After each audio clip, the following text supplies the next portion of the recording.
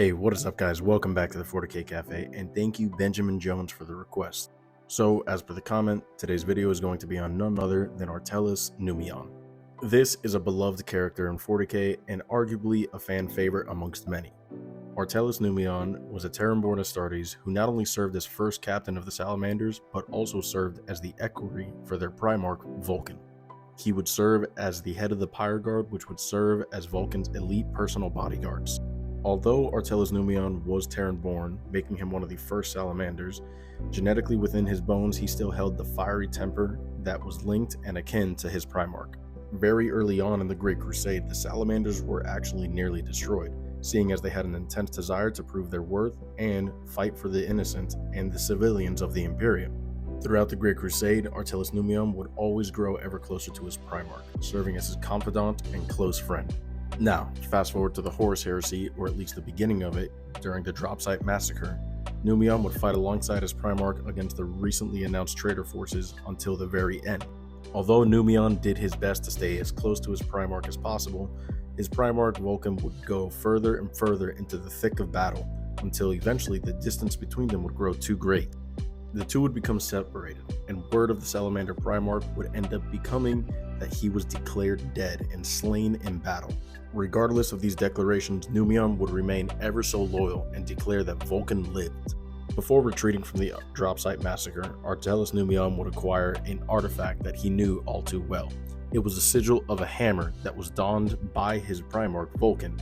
This would become Numeon's most prized possession, and he would wield closely to his chest and faith. Him and the rest of his Fire Guard would eventually find solace and comfort in the Fire Ark, a Salamander strike cruiser. Although they may have survived, the rest of the Salamanders would not share the same belief that Numeon did. The word of Vulkan's passing would go on to affect the Legion entirely, where Numeon was one of the few, if not the only, that openly believed that their Primarch Vulkan lives. The rest of all of his battle brothers would go on to convince him that surely his Primarch did not survive. Nobody had seen him or heard word from him.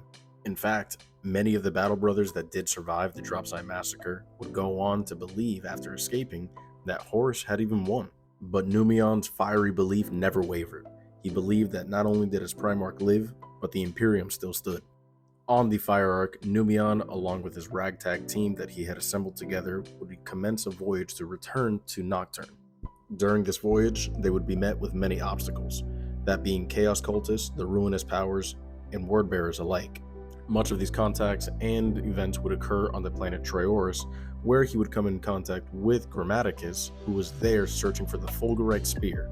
Numeon and Grammaticus would come to discover the Fulgurite Spear and contain it in their possession. But Grammaticus would use a secret laser implanted into his eye in order to stun Numeon, steal the Fulgurite Spear, and escape with it.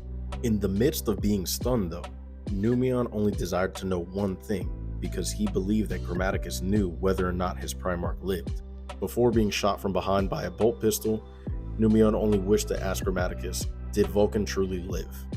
Numeon would actually miraculously survive the shot from the bolt pistol and reach the Fire Ark.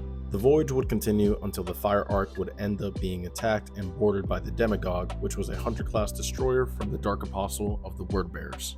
Here, Numeon would be captured and placed on a sacrificial altar to be sacrificed to the Dark Gods.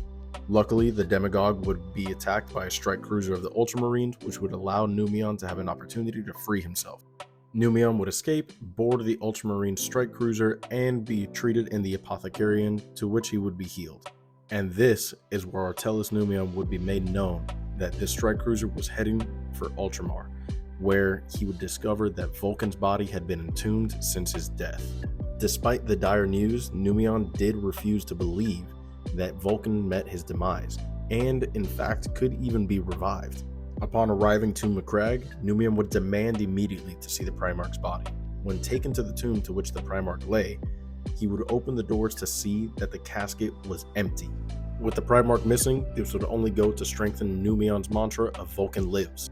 With the loss of the Primarch's body, once again, Numeon would be stricken with grief and go into mourning. In the cemetery while mourning, he would come upon a statue of the recently slain Primarch Ferrus Manus. Letting his bitterness get the better of him, his eyes would eventually wander until it met another statue, which this would turn out to be Vulkan's true body. After being reunited with his Primarch, Numeon's convictions grew ever stronger and truly believed that Vulkan would be restored. But Numeon believed that this would not be possible on the crag, and would only be accomplished on the homeworld of the Salamanders, Nocturne. I am just now realizing the time on this, so don't worry, I am going to do a part 2 on Artellus Numeon. Benjamin, you will have your full story on your request. But for now, I hope you guys enjoyed this video. Let me know if there's anything you want to hear next, and as always, remember to follow for more.